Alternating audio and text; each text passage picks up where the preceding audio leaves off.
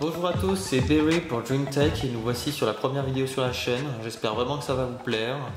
Donc aujourd'hui, première vidéo, nous allons tester le BlackBerry Priv, premier smartphone BlackBerry sur Android. Et donc nous allons voir tout de suite si BlackBerry est un bon choix en 2016. Donc ce BlackBerry Priv a la particularité d'être le premier smartphone BlackBerry à être sur Android. Il est actuellement sur Android 6.0.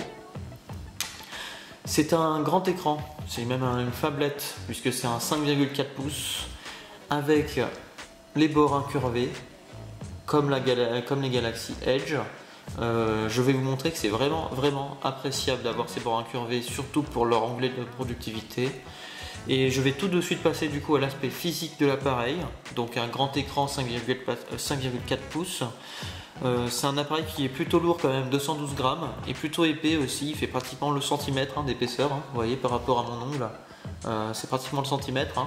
Nous avons ici un grand haut-parleur qui permet quand même d'avoir du son qui vient directement sur vous, et ça c'est vraiment appréciable quand vous regardez du contenu multimédia. Et ensuite, donc je vais vous présenter un peu tous les bords de l'appareil, en commençant par le dessous. Ici on a du micro USB et une prise jack. Ici on a le volume plus, moins et un bouton mute qui permet directement de désactiver toutes les notifications. Sur le dessus on a l'emplacement, alors je ne sais pas si vous voyez, voilà l'emplacement SIM et l'emplacement micro SD qu'on peut augmenter jusqu'à 128 Go, c'est vraiment énorme. Et sur la partie gauche on a tout simplement le bouton power. Donc c'est vraiment particulier quand même d'avoir le bouton power sur la gauche, puisqu'en fait on désactive et active l'écran avec l'index. D'habitude on le fait avec le pouce. Mais sinon, petite particularité qu'a l'appareil qu'on a déjà retrouvé sur les LG G3 et LG G4, mais aussi sur les OnePlus ou les Asus Zenfone 2, c'est le double tap. Très appréciable, ça permet de déverrouiller son écran directement, très rapidement. Sur la face arrière, nous avons le capteur de 18 mégapixels avec le flash, le logo BlackBerry, et là nous avons un skin U-Carbon tout en carbone du coup. Donc ce n'est pas vraiment la face arrière telle que vous allez le voir. La face arrière ressemble un peu à un revêtement carbone, mais c'est du soft touch. Là moi je l'ai pris surtout pour la texture qui ressort beaucoup plus pour le coup. Donc maintenant nous allons partir sur la partie logicielle, nous allons parler de la partie logicielle plutôt, désolé. Donc la partie logicielle, nous sommes donc sur Android 6, rien de plus, rien de moins. Nous avons quand même quelques applications supplémentaires de la part de BlackBerry, donc des applications comme BBM, qu'on a déjà sur BBOS, du coup, Detect de BlackBerry qui permet de savoir si notre téléphone est sécurisé ou non. Password Keeper qui permet d'enregistrer quand même tous ces mots de passe au même endroit, et transfert de contenu, ça c'est si vous êtes déjà sur BlackBerry un BBOS par exemple, et le BlackBerry Hub qui permet de regrouper toutes ces applications de communication au même endroit. Ça c'est vraiment sympa, surtout avec l'onglet de productivité que vous voyez juste ici, qui permet d'accéder directement à l'agenda, au BlackBerry Hub, à la liste des tâches, à la liste de vos contacts. Donc je vais vous montrer, là on arrive directement du coup sur le BlackBerry Hub. Donc j'ai les informations Facebook, mes messages que je reçois directement par SMS. J'ai aussi du coup, les messages d'hier, je peux y répondre directement depuis ici. Après ici ça va être du coup mon agenda où je peux directement voir donc ce que j'ai à faire cette semaine. Vous voyez que moi je n'ai rien à faire cette semaine. Et on peut l'ouvrir directement. La liste des contacts qui permet directement d'appeler ou d'envoyer des messages depuis cet aspect là. Donc ce BlackBerry, cet onglet de productivité, on peut directement tout gérer depuis ce menu là. Donc la hauteur, etc. Il y a vraiment pas mal de choses. Donc on peut dire que l'écran incurvé est très bien géré pour le coup. Par-delà tout ça, nous avons du coup un téléphone qui est déjà chiffré. Vous l'avez déjà allumé, il est déjà chiffré complètement, ce qui va baisser un peu les performances, en tout cas sur les benchmarks, mais sinon en règle générale nous sommes quand même sur un processeur S808 donc de Snapdragon qui est vraiment digne des hauts de gamme actuels.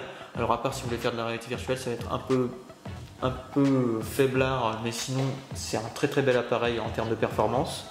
Je vais vous montrer du coup une autre fonctionnalité, c'est quand même le clavier, parce que qui dit BlackBerry dit quand même clavier physique. C'est très rare de voir un appareil sous Android avec un clavier physique. Donc ils ont quand même mis pas mal de choses là-dedans, c'est-à-dire qu'on peut quand même s'en servir de clavier tactile, de pavé tactile, excusez-moi. C'est très sympa de leur part. Ça apporte beaucoup de fonctionnalités, notamment sur l'appareil photo. D'ailleurs, je vais vous parler tout de suite de l'appareil photo du coup. Donc on lance. C'est un appareil photo de 16 mégapixels qui est pas très bon pour le coup. Et donc sur la face arrière. Hein. Et sur la face avant, nous avons un capteur de 2 mégapixels qui permet tout juste de faire du Skype. C'est très moche. C'est très moche pour le coup. Du coup, je vais tout vous montrer. Avec la mise à jour Android 6, nous avons quand même un mode manuel qui est vraiment amélioré et un passage en photo 16:9 parce que jusqu'à présent on n'était que sur du 4/3. Donc là c'est quand même une belle amélioration. Comme je vous dis, en fait, on peut gérer, par exemple là vous voyez je suis en mode manuel, là je vais gérer le taux de contraste mais je peux aussi gérer l'ISO ici, vous voyez. Donc l'ISO je peux la gérer depuis là mais je peux aussi la gérer avec ce pavé tactile, donc c'est vraiment sympa. Je peux aussi prendre la photo du coup avec le bouton, hein. Donc avec le bouton espace pour le coup, donc c'est vraiment pas mal. Ça permet en fait de voir directement tout l'appareil, tout l'écran de l'appareil sans mettre ses doigts dessus, c'est vraiment pas mal. Voilà, clairement en termes d'appareil photo, comme je vous dis, c'est vraiment pas top. C'est juste du 10 mégapixels, là il faudra vraiment passer en mode manuel si vous voulez faire des photos assez convenables et encore. Hein. Maintenant je vais vous montrer quand même le clavier physique mais aussi clavier tactile qui propose quand même pas mal de choses. Donc ce clavier physique en fait je vais vous montrer du coup sur la prise de notes. Hein. Donc hop, je vais vous montrer, donc je vais faire une nouvelle tâche. Donc en fait nous avons un clavier physique ici, mais ici des propositions que vous avez du coup sur l'écran. Donc sur l'écran vous pouvez les sélectionner comme ça, mais vous pouvez aussi faire, donc je m'appelle par exemple Berry, et en fait les propositions vous les avez donc juste au dessus, vous voyez.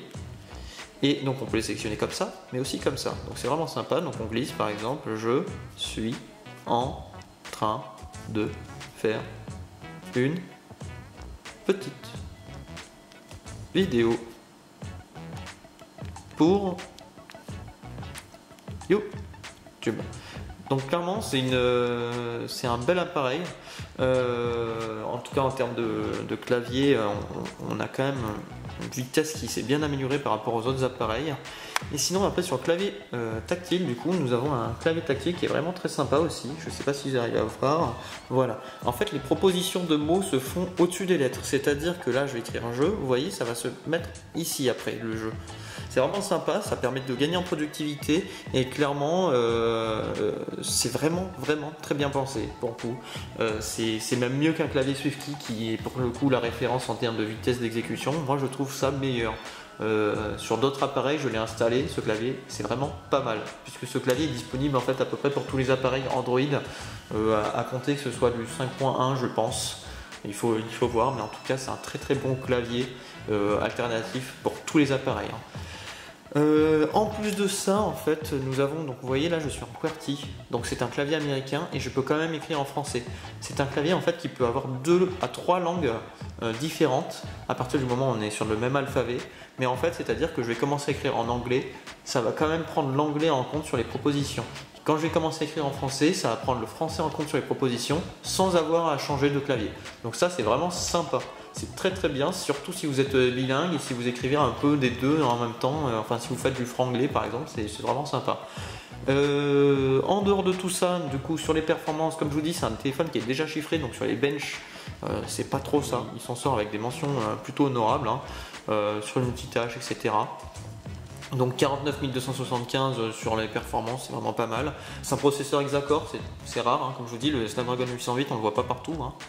L'avantage aussi de l'appareil du coup, c'est une interface qui se rapproche un peu de Android stock, on va dire, hein, avec 3-4 applications supplémentaires, 7 onglets de productivité comme je vous dis. En dehors de tout ça, on a aussi du coup ce système en fait d'applications en tâche d'arrière-plan c'est que vous pouvez les lancer en fait, donc je vais vous montrer, hein, je vais vous lancer d'autres applications. Ça va être une architecture un peu comme ça, donc c'est vraiment pas mal pour vous, hein, vous avez juste à fermer comme ça ou faire tout effacer. Voilà, ce bouton ça fait ça. Je vais aussi vous montrer du coup en termes de puissance micro et en termes de qualité vidéo, car c'est vraiment pas mal. Donc on va lancer MX Player, il est juste là. Hop hop hop hop hop, autoriser, annuler, movie, BlackBerry démo. Voilà. Donc en termes d'écran, c'est du 2K, hein, c'est très bien.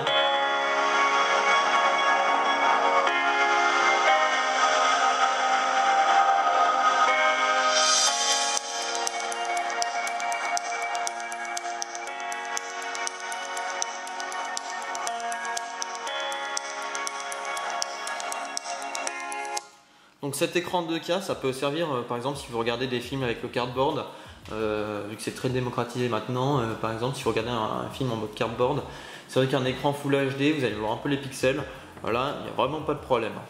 Du coup il y a aussi la batterie, en termes de batterie, donc c'est une 3200 ou 3400 mAh, clairement c'est une très grosse batterie, maintenant c'est un gros appareil. Et donc cette grosse batterie par contre on s'en rend pas vraiment compte, ça tient tout juste la journée, hein. Ça fait à peu près 7-8 heures d'utilisation. Donc une journée c'est bien, maintenant 2 jours vous ne pourrez pas, hein. Donc le prix, je n'ai pas parlé du prix du coup, c'est un prix qui est très élevé pour le coup, c'est pas forcément justifié car ce n'est pas non plus des finitions en alu ou quoi que ce soit, c'est du plastique, soft touch. Bon après c'est pas mal en termes de finition quand même si vous voulez pas que ça vous lise les mains. C'est un prix quand même qui s'élève à 800 €. C'est très cher pour un appareil. Mais sinon, par rapport à la question du coup de faut-il acheter BlackBerry en 2016, alors nous avons du coup ce BlackBerry Priv, nous avons aussi le DTEK 50 qui est en train de sortir, qui a l'air vraiment pas mal. BlackBerry jusqu'à présent faisait que sur son interface, donc BBOS. Maintenant BlackBerry sur Android, c'est vraiment étonnant, c'est vraiment bluffant. C'est un appareil qui sort quand même du lot, surtout ce Priv, hein, justement avec son clavier physique, si vous aimez écrire très vite, clairement c'est vraiment pas mal. Maintenant en termes d'interface, en termes de puissance, on a vu mieux. Maintenant c'est une autre proposition d'Android et c'est vraiment pas mal. Ce Priv c'est pas mal, le DTEK 50 on verra quand on en fera un test ou pas, hein. Ce n'est pas encore dit, mais clairement au vu de cet appareil, BlackBerry en 2016, ce n'est pas encore bon.